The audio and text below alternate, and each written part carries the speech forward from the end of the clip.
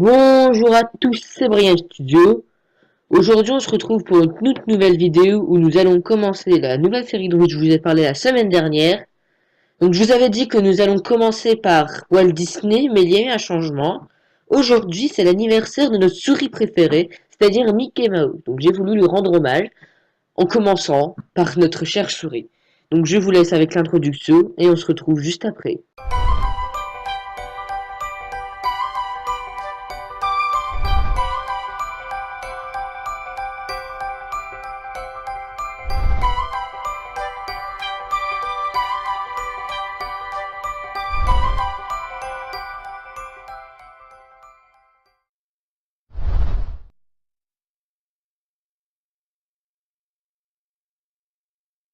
Mickey Mouse est né le 18 novembre 1928, c'est-à-dire il y a 89 ans. Mickey Mouse est un personnage de fiction appartenant à l'univers Disney, apparaissant principalement dans des dessins animés, dans des bandes dessinées telles que le Journal de Mickey et des jeux vidéo tels que Epic Mickey 1 et 2.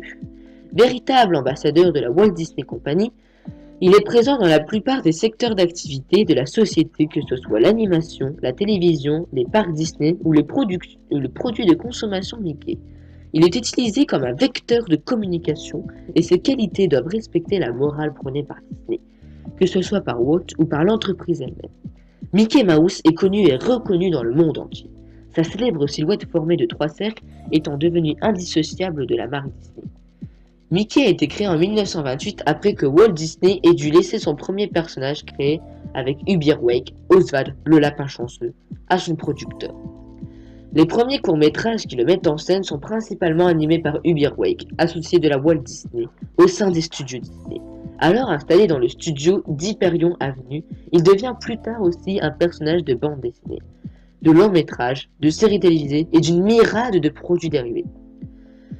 Mickey Mouse représente une souris. Il s'est d'abord, avant la première diffusion, nommé Mortimer Mouse. C'est la femme de Disney, Lillian Disney, son surnom Lily Disney, qui, trouvant ce nom peu vendeur, a proposé Mickey pour la Walt Disney Company.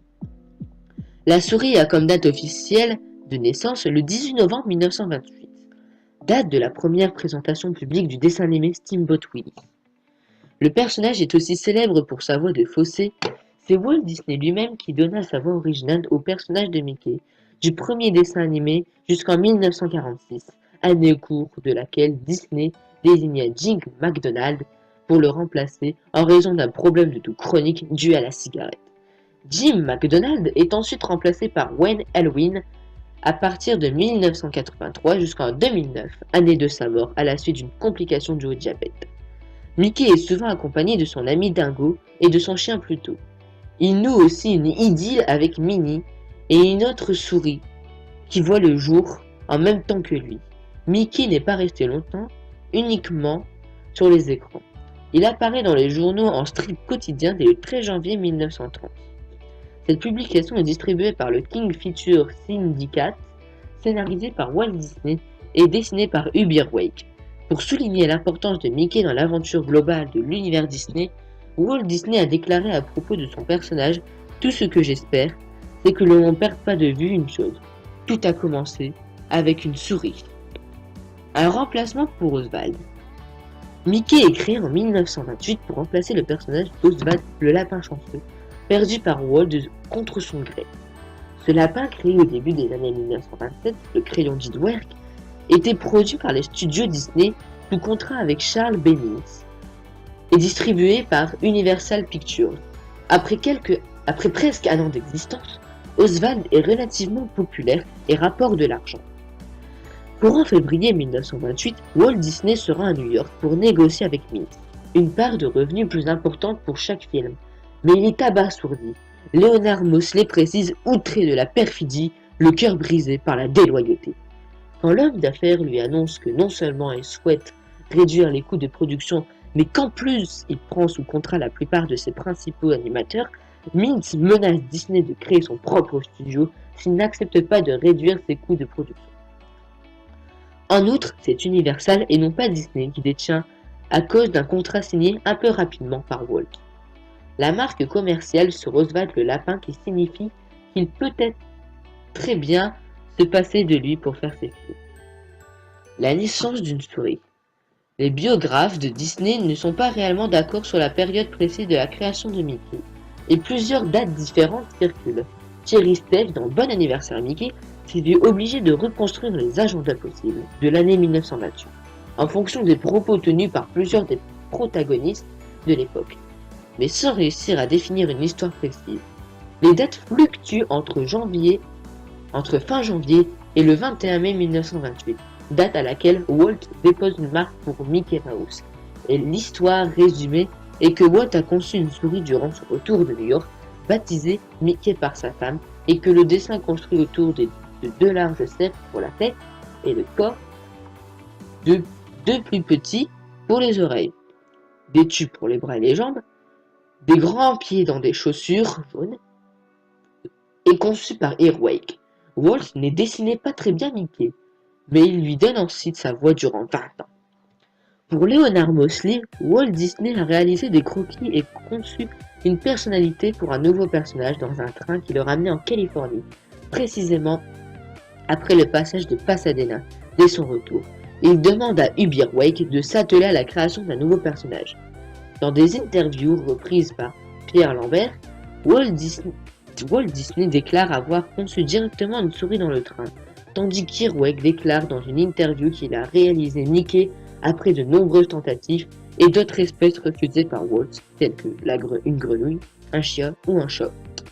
Michael Barrier reste plus vague et cite Lillian Disney qui se souvient en 1956 que Walt parlait à lui-même durant le trajet de chatons, de souris et autres choses du genre, et qu'après s'être interrogé, il décida que la souris était une idée sympa.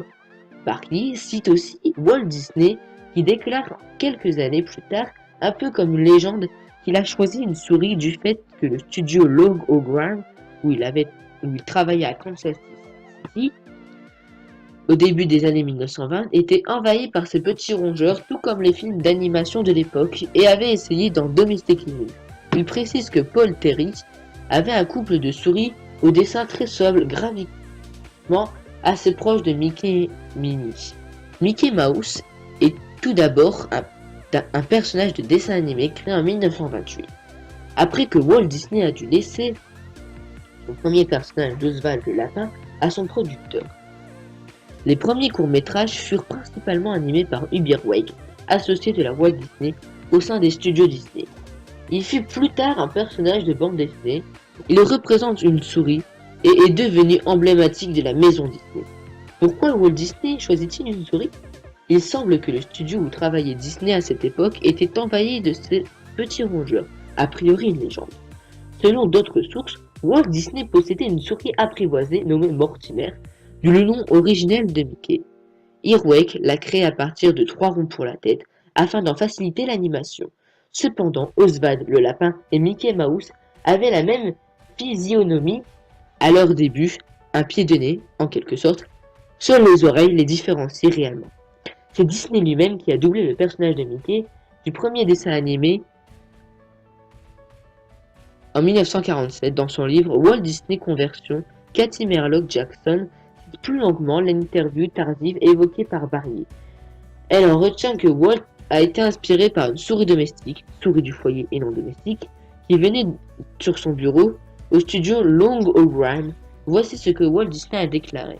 Elle, les souris, avaient l'habitude de se battre pour des miettes dans ma poubelle lorsque je travaillais seul tard dans la nuit. Je les prenais, je les plaçais et je les gardais dans des cages sur mon bureau. Je suis particulièrement attendri par une souris domestique brune. C'était un petit gars assez timide en le tapotant sur le nez avec mon crayon. J'ai réussi à lui apprendre et à aller d'un cercle noir que je traçais sur ma planche à dessin. Quand j'ai quitté le Kansas pour tenter ma chance à Hollywood, j'ai souffert de laisser derrière moi. Alors, je l'ai précieusement emmené dans un jardin, m'assurant que les alentours étaient agréables et laissé mon petit ami apprivoisé gambader vers la liberté.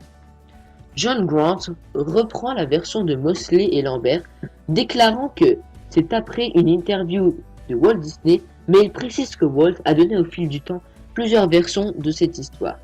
Il est toutefois moins catégorique pour le lieu, indiquant que le train avait atteint le Middle West et ajoute que Liliane aurait alors refusé le nom de Mortimer.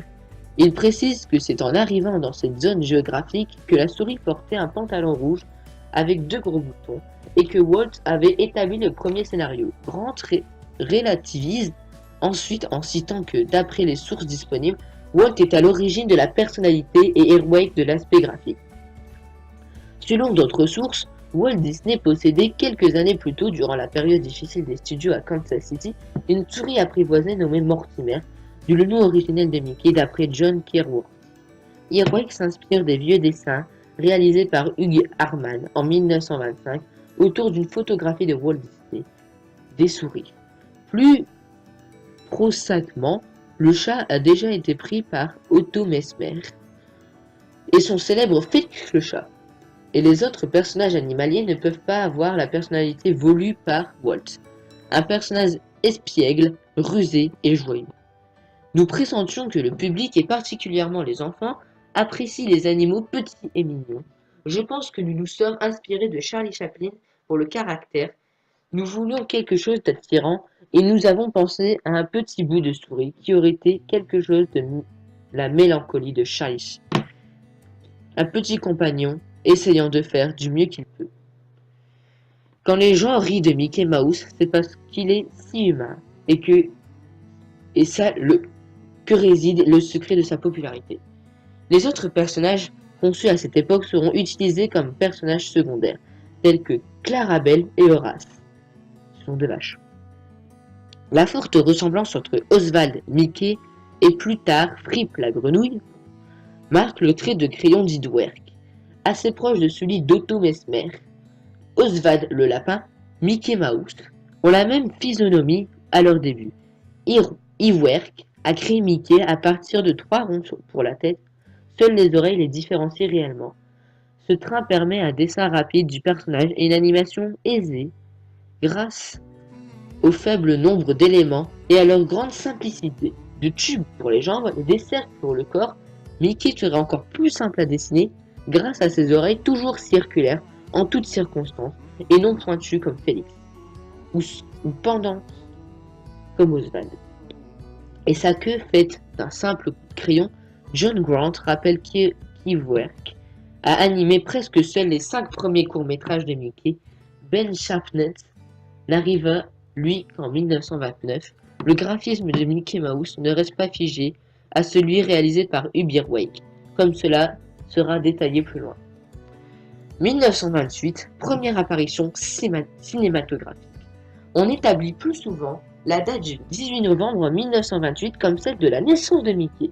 Il s'agit là de la date de sortie au Colony Theater de New York de Steamboat Willie, film souvent considéré comme le premier dessin animé sonorisé.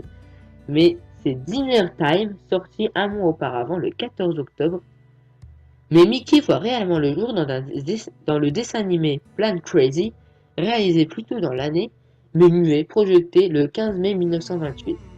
Il est inspiré de l'exploit de Charles Lindbergh, mais ne conquiert pas le public, malgré cet insuccès. Walt lance un autre film, Mickey Gaucho, qui sort à la fin de l'été, et ce n'est pas non bien plus reçu. Ces problèmes s'ajoutent au fait que Walt Disney a du mal à trouver un distributeur. Ce problème est en partie dû à la ressemblance assez importante avec ses précédentes productions, afin de ne plus avoir de problème avec les distributeurs. Walt dépose un dossier de marque pour Mickey Mouse avec le logotype visible dans les films. Dès le 21 mai 1928, qui sera accepté le 18 septembre 1928, d'autres marques seront déposées en 1933 pour le dessin et en 1934 pour le comic strip. Contre toute attente, Walt Disney laisse poursuivre un 3e film, Steamboat Willie, qui est présenté une première fois en muet le 29 juillet. Disney cherche alors un moyen d'attirer le public. Il observe qu'il manque quelque chose à ses productions afin de les différencier de celles de ses concurrents et de ses précédentes. Le résultat de ces observations est cristallisé. Pour la modification du 3e épisode de Steamboat Willie, il manque le son. Walt refait le film avec une bande sonore synchronisée.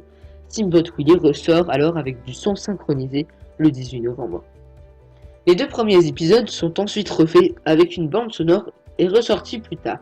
Mickey Gaucho ressort le 30 septembre le 30 décembre 1928 et Plan Crazy le 17 mars 1929. Ci-dessous seront étudiés plus en détail sous un angle différent ces trois premiers films que sont Plan Crazy, Mickey Goshu et Steamboat Willie. Première rencontre avec Minnie et Patibulaire, l'ennemi de Mickey. Minnie apparaît dès le premier film de Mickey, Plan Crazy, sorti sans nom. Le 15 mai 1928, inspiré par l'exploit de Charles Lindbergh, Mickey y joue le rôle d'un pionnier de l'aviation qui tente de bricoler un avion avec les objets à disposition dans la grange de sa ferme. Minnie y joue la fiancée de Mickey, à laquelle il fait endurer sa passion pour l'aviation. Il arrive à la convaincre de monter à bord de l'avion pour son premier vol. Il arrive à faire décoller son appareil et effectue des acrobaties aériennes qui s'avèrent être de véritables péripéties. Minnie est obligé d'utiliser ses dessous comme parachute pour ralentir sa chute de l'aviation bricolée par Mickey. Minnie apparaît ensuite régulièrement dans les films sous son nom ou parfois sous des pseudonymes. Le personnage de Patibulaire est né en 1925 dans la série Alice Comedies. Elle apparaît aux côtés de Mickey Mouse dans le film Mickey Goshu, sorti sans son le 7 août 1928. Ce dessin animé est une parodie du film The Goshu avec Douglas Fairbanks, sorti le 21 novembre 1927. Mickey y joue le rôle d'un gaucho chevauchant un andou, oiseau proche de l'autruche. Dans le Pampa Argentine, il fait un arrêt à la Cantina Argentina, un lieu servant à la fois de bar et de restaurant. Mickey souhaite boire un coup et fumer le cigare. Le hors-la-loi recherché Patibulaire est présent dans l'établissement et profite de la bière, amenée par la serveuse Donna Minnie, danseuse de tango, à ses heures perdues.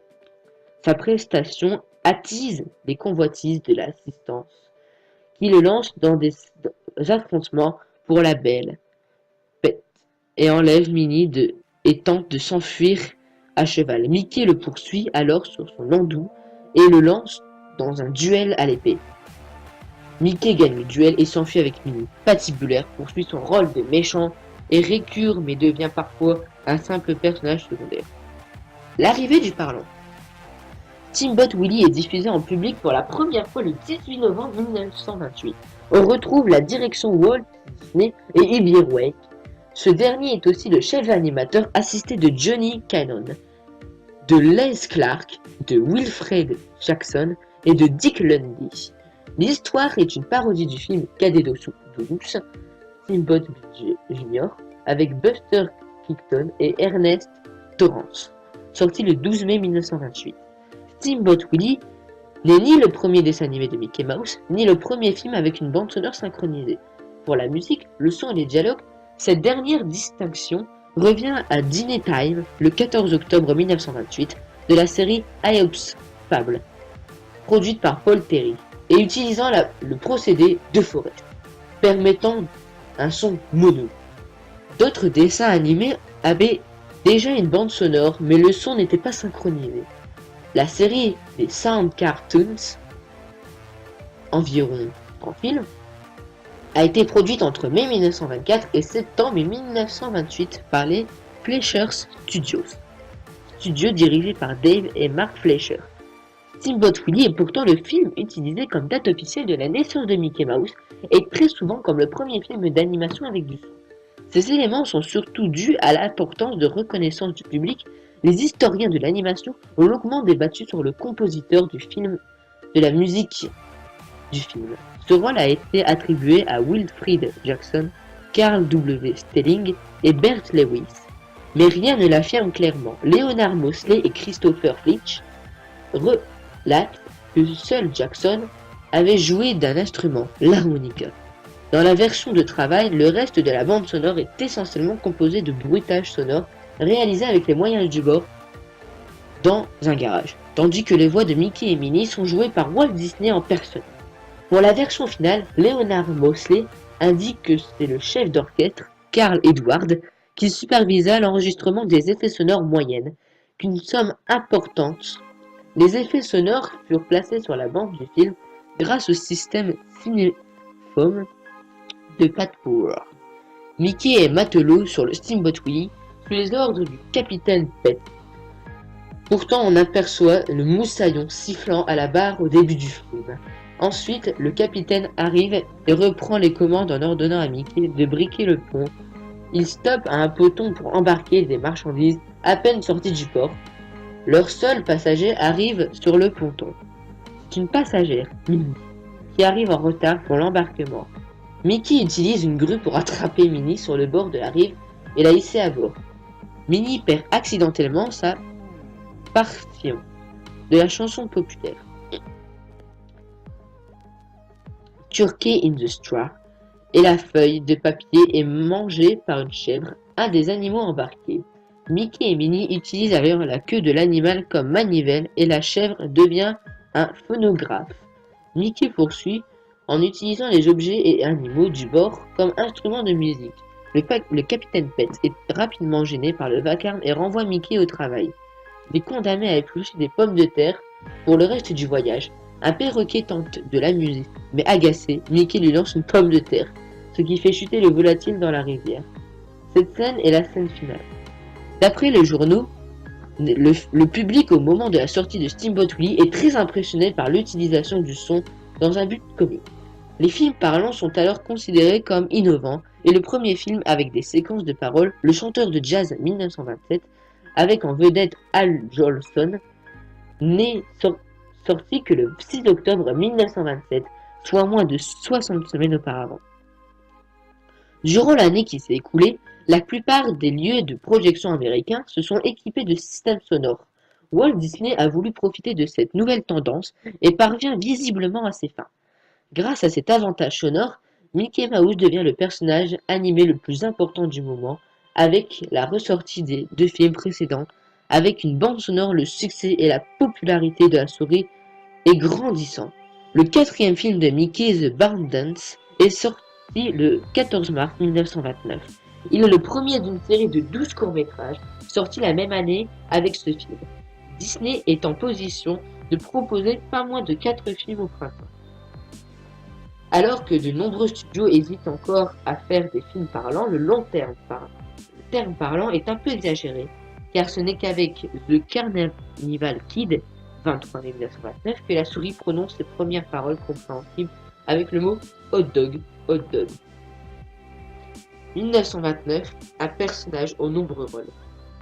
Les films de l'année 1929 donnent au personnage Mickey un large panel de rôles dont en voici quelques-uns.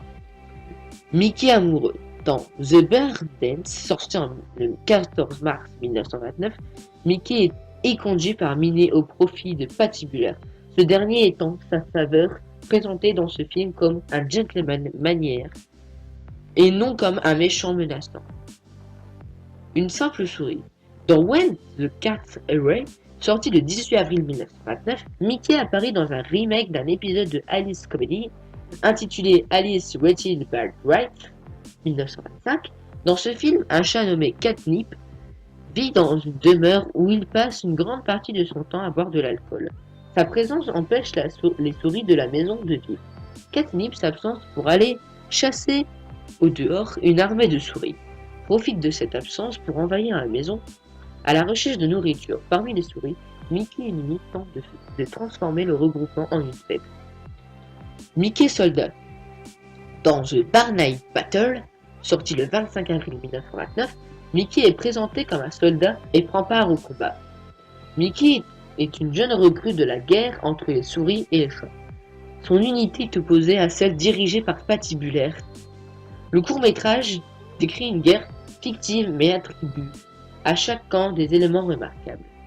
Mickey explorateur durant la Grande Dépression. L'un des derniers courts-métrages de l'année 1929, Jungle Rhythmic, sorti le 15 novembre 1929, présente Mickey en explorateur dans un safari, quelque part en Afrique. Mickey monte un éléphant et tient une arme dans cette expédition, mais il se retrouve coincé entre un lion et un ours. 1930, début de plusieurs supports. L'année 1930 marque une évolution du personnage par plusieurs points, surtout pour les supports de présentation du personnage. Mickey ne cantonne pas son personnage au seul film d'animation. Cet élargissement des supports engendre des évolutions au niveau graphique et aussi la personnalité de Mickey. Première apparition en bande dessinée et en poupée. Au moment où on sort le 15e court-métrage, le personnage de Mickey possède une reconnaissance de la part du public et un certain succès. Walt Disney est alors approché par le King Features Syndicate, un syndic de producteurs-éditeurs, qui lui offre un contrat pour l'utilisation de Mickey et ses amis dans un comic strip. Un animal de compagnie, plutôt. Au début de l'année 1930, dans Symphonie enchaînée, The Chain Gang, Mickey rencontre un personnage canin. Un chien similaire apparaît ensuite dans The Picnic, sous le nom de Rover, mais c'est le chien de compagnie de Minnie. Quelques mois plus tard, en 1931, le chien est renommé Pluto dans The Moose Hunt. Mickey part avec lui chasser, il conservera dès lors de son nom et son maître. Minnie aura en remplacement un chat nommé Figaro, mais seulement à partir des années 1940. Étonnamment, le meilleur ami de Mickey, Dingo, apparaît l'année suivante, et son animal de compagnie sont représentants de la race canine. Le début des rôles récurrents. En 1931, Mickey commence à reprendre certains rôles qu'il a déjà tenus dans The Cactus Kid, considéré comme un remake au Mexique. Mickey Gaucho, Mickey part à nouveau à la poursuite de Minnie, pris en otage par Patty Blair.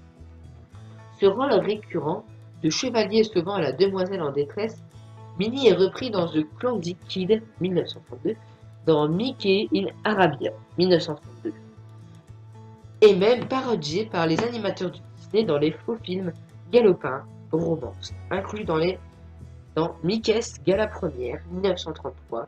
De même, Mickey sauvera un nouveau Minnie d'un gorille dans The Pet Store 1933, après l'avoir fait dans The Gorilla Mystery. Depuis 1930, la série des Mickey Mouse n'est plus réellement le lieu des essais d'animation comme avec la musique. C'est plutôt le rôle dévolu aux Silly Symphonies, série lancée en 1929. Les Mickey Mouse sont devenus le vivier d'entraînement des jeunes animateurs. La seule innovation date de 1932 avec un dessin animé en couleur, mais qui ne sera constante qu'en 1935. Un premier livre cartonné, The Adventure of Mickey Mouse, est édité par David McKay Publications. Ce livre raconte plusieurs histoires autour des animaux de ferme évoluant autour de Mickey. Cette publication deviendra une série. 1933-1936, un personnage trop populaire. La période de 1933 à 1937 est marquée par la bande dessinée aux États-Unis par le trio Ted Hobson, scénario, Floyd Gostrophone, dessin, et Ted Taiwan, ancrage. Mickey découvre alors de nouvelles contrées, des trésors et de nombreux personnages, ensuite Auburn, est remplacé par Marin de Maris jusqu'en 1942. En 1933, Mickey Mouse Magazine apparaît aux États-Unis, imité en France en 1934 par le journal de Mickey. En 1934, Mickey est crédité d'une nièce nommée Maisy dans Gulliver Mickey 1934. Ce sera sa seule apparition. Comme preuve de l'internationalisation de Mickey, on peut citer l'exemple suivant. En 1934, le journaliste correspondant à New York du Daily Herald, Harold Beecher, revient d'un tour du monde. Il déclare qu'à chaque étape, il se trouvait en compagnie de la souris. En 1936, une version serbe nommée Mikejevo Karstovo est lancée, parution jusqu'en 1941, ainsi qu'une suédoise nommée Musping Tingen. Cette dernière est publiée par Allen et Akerlund, et 23 publications sortiront en 1938. Pour les dessins animés, les histoires s'étoffent en 1934 avec l'arrivée de Donald Duck. Le trio Mickey et Donald Dingo offre aux scénaristes de nombreuses possibilités de gags comme le célèbre Mickey Pompier, Mickey's Fire Brigade, 3 août 1935. Les effets comiques sont augmentés par l'utilisation de la couleur à partir du début de l'année 1935. Le premier court-métrage en couleur est La Fanfare, The Band Concert, 23 février 1935. Les histoires se succèdent alors au rythme d'un petit dizaine par an. Techniquement, ce sont plutôt les Silly Symphonies qui voient leur apparition d'une nouvelle technique, mais en 1937, les revenants solitaires marquent le premier usage de la peinture transparente, un effet spécial utilisé ici pour les fantômes.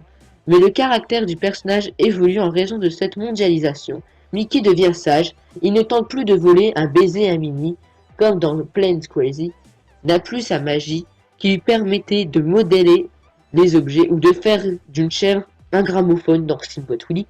Il devient un homme bien son tout rapport. Robert Hyde et John Klingman indiquent que tandis que sa popularité augmente, que les produits dérivés se sont plus nombreux, l'influence de Mickey se fait de plus en plus sur les enfants et les parents. La demande des parents se fait de plus en plus insistante pour que les personnages respectent les règles de bonne conduite que leurs enfants pourront imiter sans problème. Mickey abandonne ainsi petit à petit les rôles avec de mauvaises actions au profit d'un rôle de maître de cérémonie ou de simple second rôle. Ces derniers rôles principaux avec des bêtisiers qui donnent lieu à des gags sont le rival de Mickey et de l'autre côté du miroir, tous deux en 1936. De plus, les anciens personnages secondaires obtiennent leur propre série à partir de 1938 avec Trapper, Arctic, mettant en scène Donald et Dingo. Donc voilà, c'est la fin de ce premier épisode de cette nouvelle série. Premier épisode assez long, mais assez instructif. Donc la semaine prochaine, nous allons nous retrouver pour cette fois-ci vraiment Walt Disney. Donc d'ici là, portez-vous bien. C'était Brian Studio. Si t'as aimé cette vidéo, like, partage et commente. À la semaine prochaine.